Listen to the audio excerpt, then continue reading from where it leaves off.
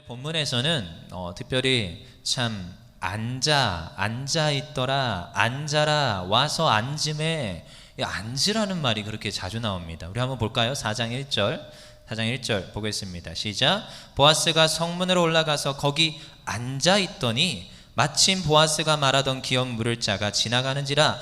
보아스가 그에게 이르되 아무개여 이리로 와서 앉으라 하니 그가 와서 앉음에. 그리고 2절에서도 보아스가 그 성읍 장로 10명을 청하여 이르되 당신들은 여기 앉으라 하니 그들이 앉음에.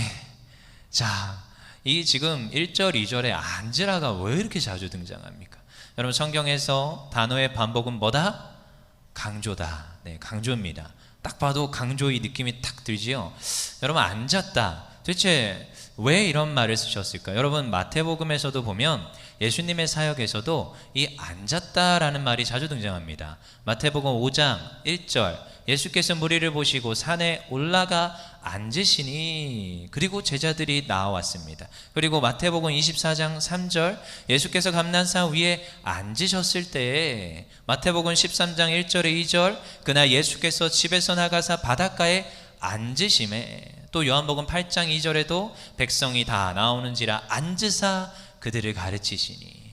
이 앉는다는 표현은 지금 앉아서 뭘 하겠다는 거예요. 다 내용들이 뭔가 말을 하겠다는 겁니다. 지금 이 중요한 이야기를 할 거니까 와서 앉아보세요 이러죠.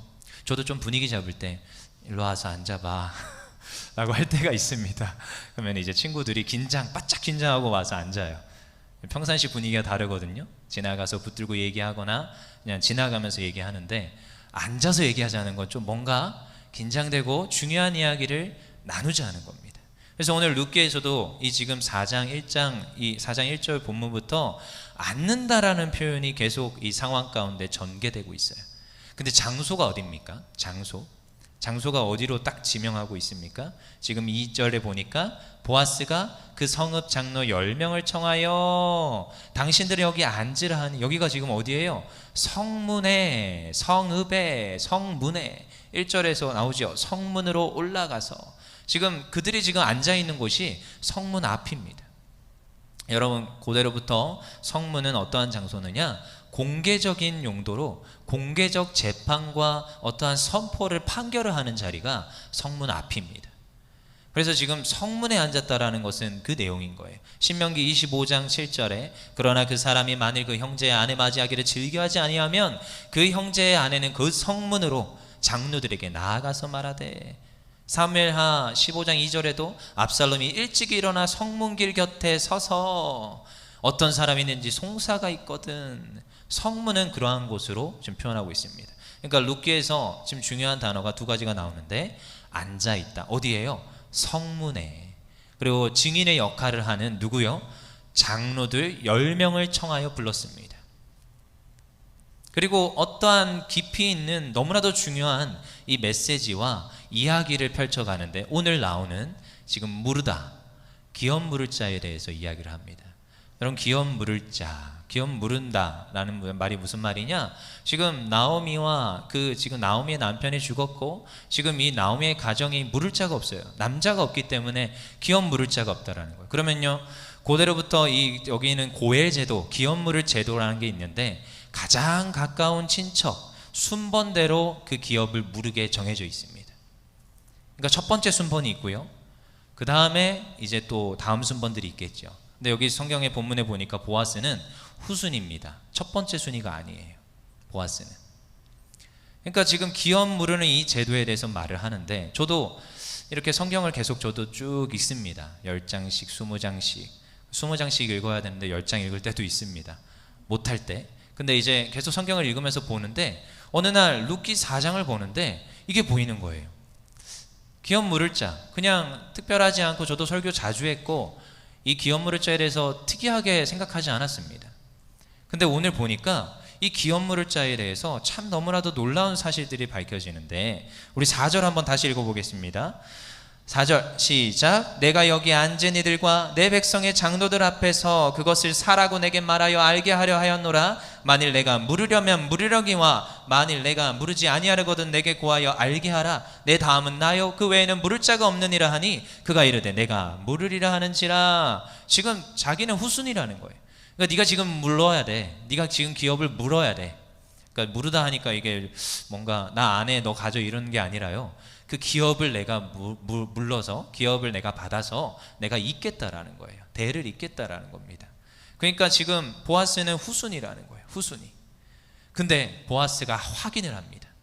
너가 먼저 물어야 되는데 너가 무엇을 위하여서 물어야 되느냐? 5절 읽어보겠습니다. 다시 장로들과 이 상황을 이해하셔야 돼요. 장로들과 성문 앞에서 지금 재판과 명확한 선포를 해야 되는 거예요. 그래서 증인들을 세워놓고 너가 지금 기업을 물어야 돼. 왜 이 상황이 벌어졌겠습니까? 기업을 물으겠다는 의지가 있었어요. 사실은 자기가 물으겠습니다 라는 첫 번째 순위가 있었단 말이에요. 그러니까 그를 지금 명확하게 해서 너가 기업 물을 자는 분명히 그 이름은 너의 이름이 아니라 나오미의 그 가정의 이름이다. 그걸 기억하라. 5절 읽어보겠습니다. 뭐라고요? 보아스가 이르되 내가 나오미의 손에서 그 밭을 사는 날에 곧 죽은 자의 아내 모압 여인 룻에게서 사서 그 죽은 자의 기업을 그의 이름으로 세워야 할지니라. 무슨 말인지 아시겠지요? 너의 이름이 드러나는 게 아니야. 그 룻과 지금 나오미의 그 가정에 그 대를 잇는 거야. 그걸 기억해라. 지금 보아스와 이 지금 누군지 모를 그 첫 번째 우선순위 기업 물을 자가 대화하는데 주변에 어마어마한 증인들이 성문 앞에서 째려보고 있어요. 지금 그 상황인 거예요. 이게 얼마나 부담된 상황인지 아시겠지요? 4장의 이 말씀이. 근데요, 이 지금 이름도 모를 이 사람이 이제 바짝 긴장을 하고 자기가 사실은 그렇게 기업 물을 생각이 없었습니다. 보니까 6절 7절 뭐라고 얘기합니까? 그의 본심이 나옵니다. 6절 읽어보겠습니다. 시작. 그 기업 물을 자가 이르되 나는 내 기업에 손해가 있을게 하여 나를 위하여 물으지 못하노니 내가 물을 것을 내가 물으라. 나는 물으지 못하겠노라 하는지라. 그치요? 그 다음에 그가 마지막에 7절 끝에 이스라엘 중에 증명하는 증례가 됐는데 신을 벗어버리게 됩니다. 나 못 물으겠다는 거예요. 뭐 때문에요? 기업 물을 자가 이르되 나는 내 기업에 손해가 있을까 하여. 손해가 있겠다는 거예요. 나의 지금 기업에 손해가 있겠다. 그래서 사실 이 신을 벗는 행위는 신명기 25장 9절의 말씀에 기원을 합니다. 읽어보겠습니다. 신명기 25장 9절 시작. 그의 형제의 아내가 장로들 앞에서 그에게 나아가서 그의 발에서 신을 벗기고 그의 얼굴에 침을 뱉으며 이르기를 그의 형제의 집을 세우기를 즐겨하지 아니하는 자에게는 이같이 할 것이라. 기업 물을 의지가 없는 자는 신을 벗어서 그리고 뭐예요? 침까지 뱉고요. 이 모욕을 당할 의지가 있다라는 거예요. 여러분, 이게 지금 자기는 기업을 못 물으겠다는 거예요. 이 지금 기업 물을 자, 첫 번째 우선순위에 있는 보아스 말고 이 첫 번째 우선순위에 있는 사람의 지금 마음과 본심은 뭡니까? 자기 기업입니다. 나의 기업에 손해가 있을게 하여. 여기서 나오는 이 기업은 후순위에 이제 나오는 이 말씀처럼 사실은 기업은 그의 이름입니다. 나오미와 룻의 이름의 대를 잇는 건데 지금 이 기업 물을 자는 자기 이름의 대를 잇기를 원하는 거예요. 그래서 자기는 소망했습니다. 이 지금 첫 번째 기업 물을 자는 나의 이름의 대를 잇기를 원하는 거예요. 자기 이름의 기업이 앞으로 대대손손 유지되고 그리고 사람들에게 전래되고 화자되기를 원했어요. 그의 본심입니다. 그렇지만 여러분, 제가 4장 1절을 보니까 4장 1절 다시 읽어볼게요. 보아스는 이 기업 물을 자를 뭐라고 말합니까? 읽어보겠습니다. 시작. 보아스가 성문으로 올라가서 거기 앉아있더니 마침 보아스가 말하던 기업 물을 자가 지나가는지라. 보아스가 그에게 이르되 아무개요 이리로 와서 앉으라 하니. 그 이름을 기록하지 않아요. 근데 여러분 잘 생각해 보십시오. 그 당시에 같은 성읍에 살아요. 여러분, 저도 어렸을 때 골목길에서 자라났는데 그 골목길에 있는 누구 집에 누구까지 다 알아요. 그 집에 뭐가 새로 들어왔는지도 다 알아요. 그러한 삶입니다. 제가 어렸을 때도. 근데 여러분, 이 고대 시대예요. 이름을 몰랐을까요? 보아스가 정말 아무개야 이리로 와 이렇게 불렀을까요? 그렇게 부르지 않았습니다. 분명히 이름으로 불렀을 거예요. 이가 중요하게 여기는 나의 이름에 기업이 물려지기를 원하는 이 기업 물을 자, 그의 이름으로 불러줬을 겁니다. 누구야 일로 와. 영어 성경에도 보니까 one people 이렇게 기록되고 있어요. 그 이름을 기록하지 않습니다. 성경은. 이 아무개는 분명히 자기의 이름을 대대손손 앞으로 물려주길 원했는데 자기의 이름은 성경에서 지워집니다. 뭐라고 딱 기록돼요? 아무개요, 이리 와 앉으라. 보아스는 이렇게 부르지 않았을 텐데 성경의 저자는 그의 이름을 탈락시키고 그의 이름을 아무개요 이렇게 남겨버려요.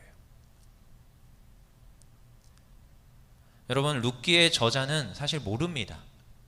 의문이 많고 사실은 논쟁이 많습니다. 사무엘 시대 때 쓰여졌다 이런 주장을 하시는 분들이 있는데 우리 룻기 4장 22절만 봐도 사무엘 시대가 아니에요. 보니까 22절에 오벳은 이새를 낳고 이새는 다윗을 낳았더라. 4장 22절에 다윗까지 나오는데 분명히 후 시대에 쓰여졌을 겁니다. 한참 시간이 지나서 이 사건이 있고 나서 한참 시간이 지나서 어떠한 저자가 성령의 영감에 의하여서 룻기를 기록을 하였을 거예요.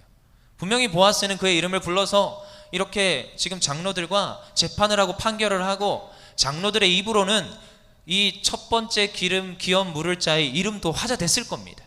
하지만 시간이 지나고 후시대에 와서 누가 기록했는지 모릅니다. 어떤 또 학자들은 사사기의 저자와 같을 것이다 이런 말도 하지요. 그렇지만 모릅니다, 정확하게. 근데 모르는데 그 저자는 성령의 영감으로 기록하는데 그 이름이 중요하였던 이 첫 번째 기업 물을 자의 이름을 아무개라고 기록하더라는 거예요. 여러분, 우리는 이 말이 굉장히 크게 와닿아야 합니다. 여러분, 우리가 수많은 사역을 하고 하나님 앞에서 이 신앙생활을 이어나갈 때 우리는 우리의 이름이 드러나기를 원할 때가 있습니다. 저도요, 사역을 할 때 그런 욕심과 그런 유혹이 올 때가 있습니다. 근데 그럴 때마다 하나님 앞에 다시 꿇고 기도하고 하나님 말씀을 읽으며 다시 돌아봅니다. 그러면요, 정확하게 말씀하시는데 우리를 이름을 드러내라고 한 적은 한 번도 없습니다. 우리의 이름이 아니라 하나님의 일, 하나님의 뜻, 하나님의 이름이 드러나는 것이 우리의 맡겨진 사명이요 소명임을 믿습니다. 여러분, 창세기에는 그 이름을 내고자 했던 이들이 있었습니다. 창세기 11장에 보니까 읽어보겠습니다. 11장 4절 시작. 또 말하되 자 성읍과 탑을 건설하여 그 탑 꼭대기를 하늘에 닿게 하여 우리 이름을 내고 온 지면에 흩어짐을 면하자 하였더니 그 이름이 무엇일까요 도대체? 우리 이름을 내자 하였던 그 바벨탑, 그 이름, 그 탑은 결국 어떻게 되었습니까? 여러분, 하나님은 우리에게 먼저 복음을 주시고 우리에게 먼저 사명을 주시고 우리에게 기업 물을 자라는 호칭을 주십니다. 근데 수많은 1순위 기업 물을 자, 2순위 기업 물을 자들이 있겠지만 여러분, 기업 물을 자는 여러분 때로는 누군가는 보아스의 자리에 쓰고요, 때로는 누군가는 아무개의 자리에 쓰더라는 거예요.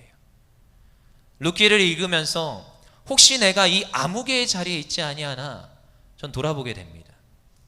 여러분, 보아스는 그 이름이 중요하지 않았습니다. 그의 이름의 기업이 중요하지 않았습니다. 그의 이름이 탈락할지라도 지금 그 불쌍함에 처해 있고 긍휼함을 구하는 자들을 돌아보았고 그들을 품어주며 그가 가진 것들을 베풀어 주었고 그들이 지금 그 기업 무르기를 간절히 소망할 때 보아스는 기꺼이 그 기업을 무르기를 결단합니다.